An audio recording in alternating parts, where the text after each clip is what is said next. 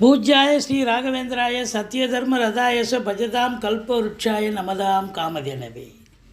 Sri Raghavendra YouTube channel நேயர்களுக்கு doctor Saidai ராஜாவின் அன்பான வணக்கங்கள். நாம் இப்பொழுது இந்த பதிவில் ஒரு ஜாதகத்தை அனலைஸ் பண்ண போகிறோம். இது ஒரு பெண்மணியினுடைய ஜாதகம். 31/1/1990 பிறந்திருக்கிறாங்க. இவங்க கேட்ட கேள்வி,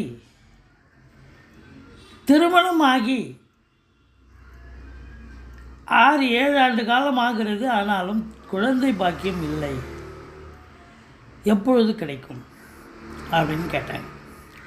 அவங்க ஜாதகத்தை ஜென்ரேட் பண்ணி பார்க்கும் பொழுது குரு பகவான் மிதுனத்தில், கேது பகவான் கடகத்தில், செவ்வாய், புதன், சுக்கிரன், சனி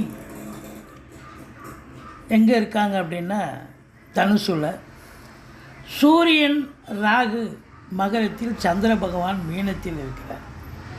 அவருடைய ராசி என்பது பிறப்பு ராசி மீன ராசி, ரேவதி நட்சத்திரம். பிறப்பு லக்னம் என்பது கன்னி லக்னம். கன்னி லக்னத்தினுடைய 5ஆம் அதிபதி சனி பகவான் தன்னுடைய வீட்டுக்கு 12ல் மறைஞ்சிட்டார். அப்போது 5ஆம் வீட்டை குரு பார்க்குறாரா? இல்லை. அதனால் குழந்தை பாக்கியம் இந்த 12க்குடைய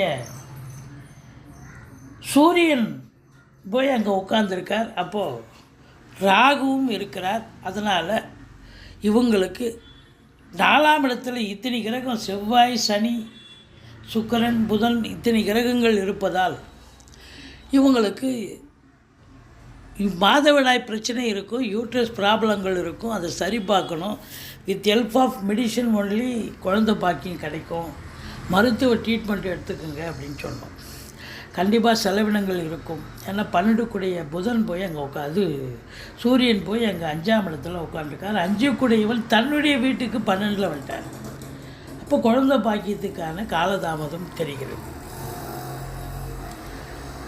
இவங்களுடைய லக்னம், பிறப்பு லக்னம் கன்னி, இப்பொழுது வளரும் லக்னம், வயதின் லக்னம், இயல்பு லக்னம்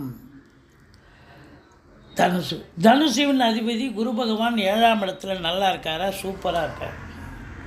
இப்போ 5ஆம் இடத்து அதிபதி, மேஷத்தின் அதிபதி செவ்வாய் ராசியில் அமர்ந்திருக்கிறார். நல்லா இருக்காரா? நல்லா இருக்கார், சூப்பராக இருக்கார்.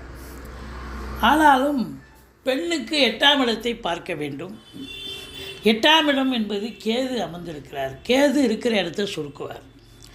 அப்போது அவங்களுக்கு கண்டிப்பாக யூட்ரஸ் ப்ராப்ளம், அந்த கர்ப்பப்பை பிரச்சனை கண்டிப்பாக இருக்குது அப்படின்னு நம்ம சொல்லக்கூடிய நிலை. நீங்கள் மருத்துவத்தினுடைய உதவியை நாடுங்க, கண்டிப்பாக குழந்தை பாக்கியம் கிடைக்கும் அப்படின்னு சொல்கிறோம். இது எப்போ கிடைக்கும் அப்படிங்கிற ஒரு நிலை இருக்கிறதால இவங்களே ட்ரீட்மெண்ட்டில் தான் இருந்துகிட்ருக்காங்க, ட்ரீட்மெண்ட் எடுத்துக்கிட்டு தான் இருக்காங்க. இப்போ ரேவதி இப்போ என்ன போயிட்டுருக்குன்னா, பூர நட்சத்திரம் 3ஆம் பாதம் போயிட்டுருக்கு. பூரம் 3 என்பது இயல்பு இலக்கணத்துக்கு 11ஆம் இடத்தை குறிக்கிறது. ஏற்கனவே ட்ரீட்மெண்ட் எடுத்திருந்தால் இப்போ கிடைக்கிறதுக்கான ஒரு பாக்கியம் இருக்குது அப்படின்னு நம்ம சொன்னோம். சில பரிகாரங்களை சொன்னோம். அவங்க கண்டிப்பாக இப்போவே இந்த ஆண்டு உங்களுக்கு குரு பகவான் எங்கே இருக்கிறார் அப்படின்னா, ரிஷபத்தில் கோச்சார குரு இருக்கிறார். அந்த குரு நல்ல நிலையில் இருக்கிறதால கண்டிப்பாக பாக்கியஸ்தானத்துக்கு குரு வர்றதால